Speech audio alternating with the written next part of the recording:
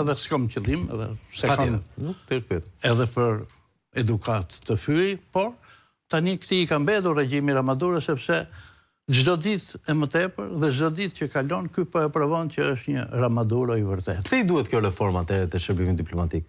Po, do ta them këtë, po siç e nisa që jemi ngopur me fjalën reformë. E vërtetë është kjo. Ka një inflacion. Ka një inflacion, janë dëndur shqiptarët duke thënë reformë. Atëherë, që të jem më konkret, po dalte reforma në diplomaci. Si mundet me këtë hipokrizi kaq të madhe, me idenë që shqiptarët janë kaq budallënj, të thuash ti në vitin e 13 të qeverisjes, në mandatin e 4, do bëjmë reformë në diplomaci. Po mirë, a nuk është kryeministri ai që propozon ambasadorët dhe i dekreton presidenti me radhë ata që kanë qenë dhe ky që është? A nuk e di kryeministri që kanë 12 deri 13 vjet shumica e ambasadorëve pa lëvizur nga vendi? Që kanë mbaruar mandatet? Jo, kanë mbaruar. Mandat herë 3. Se maksimumi ligji i shërbimit diplomatik ai ekzistues e ka 2 deri në 4. Ne pa marrim maksimumin 4. Këta kanë 12 dhe 13 vjet. Ka diplomat që kanë nga 12 vjet në vend? Jo, ka diplomat. Më fal. Shumica e ambasadorëve janë harruar në për ato vende. I ka harruar ky, ma ato s'janë harruar, ato janë qefin e tyre. Po, sigurisht. Dhe tani u kujtua ky të thotë që ata s'po bëjnë asgjë. Që janë në letargji, se nuk është gjumë. Kuptohet që është letargji, 12 vjet zëmyk. Po, sigurisht.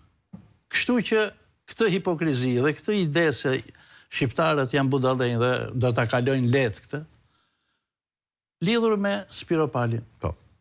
Me qenë se është konkrete, ministre. Ky e vuri si ministre të suksesshme që kryesoi dhe parlamentin e tjerë, e nisi me ca vizita, dhe pa prit dhe pa kujtu, na doli që edhe Spiro Pali që nga... S'ka punuar fort.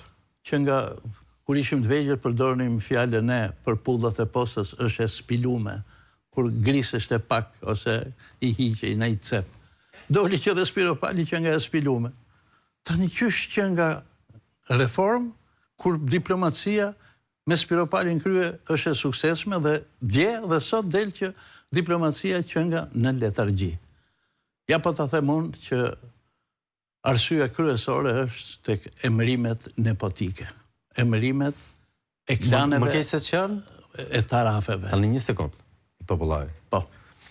Ne dim që kanë çuar ambasador emra krejt të diskutueshëm. Dëgjoj.